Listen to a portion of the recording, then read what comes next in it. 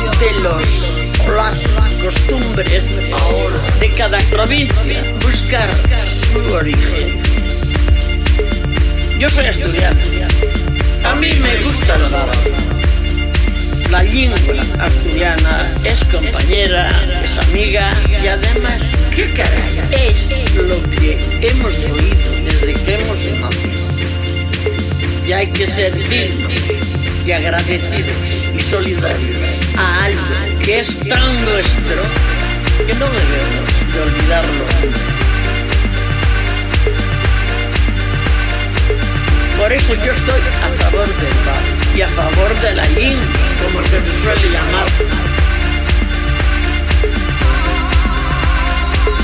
Por eso yo estoy a favor del rap y a favor de la lengua, como se le suele llamar.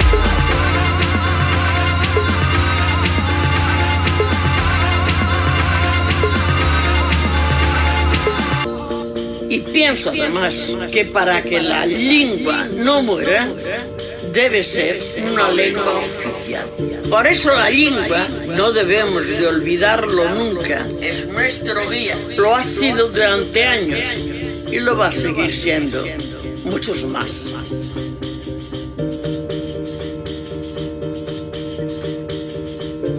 Soy Corín Tellado. Gracias.